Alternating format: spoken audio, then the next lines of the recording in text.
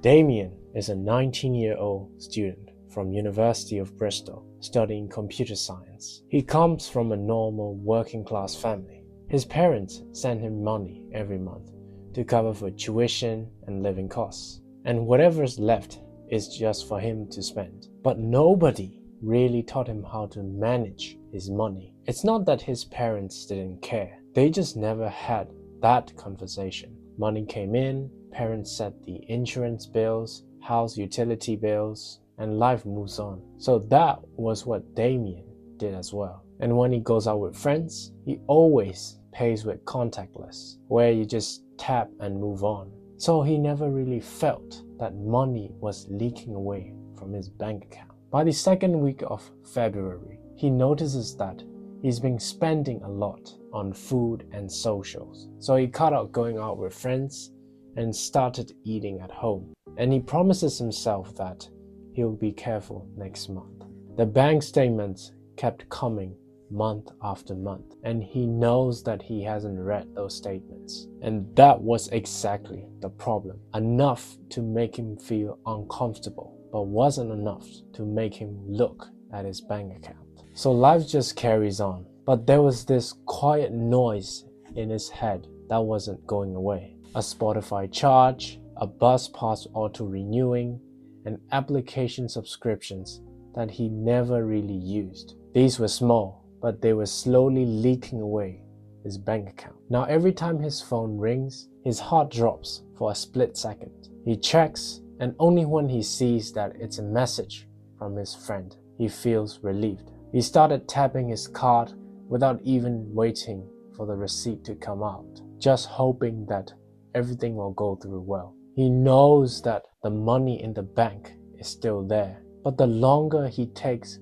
to look at his application, the more he feels uncomfortable. And not knowing what the number is like is worse than any number that actually shows up on the app. It was March 28th, just 3 days before the month ends. Damien was outside Tesco with 2 heavy groceries bag. He opens the Uber application to call for a taxi, but when it was time to make the payment, his card declined. With no other way to go back home, he had to use the bus, which was crowded with all students from the university. Bags were cutting his fingers throughout the whole journey. When he got home, he dropped everything on the floor and started opening his phone. He opened Barclays for the first time since arriving to the UK. Rows after rows of spending flooded before his eyes. Nights out, subscriptions, taxi fares, coffee. These were all the taps.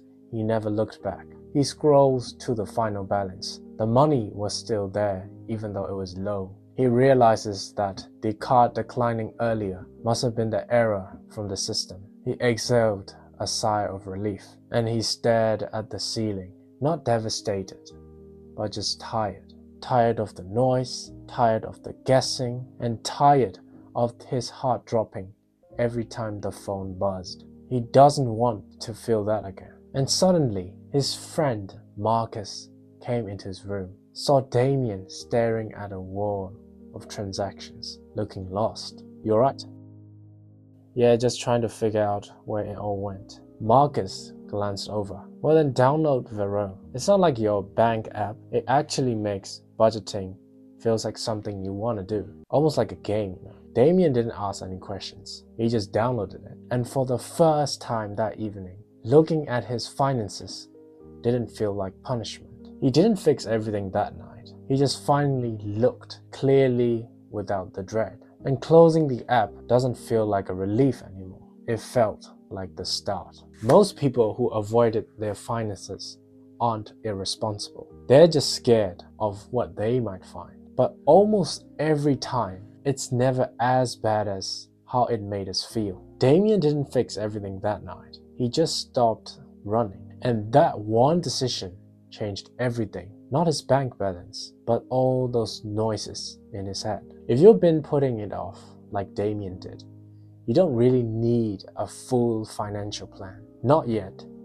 You just need to take the courage and look at your bank account. Vero Financial is linked down below if you want to start where Damien did. It's completely free, and it might just make the whole thing less scarier than you perceive. If you enjoyed this video and would like to improve your knowledge about economics and finance, like and subscribe to my channel.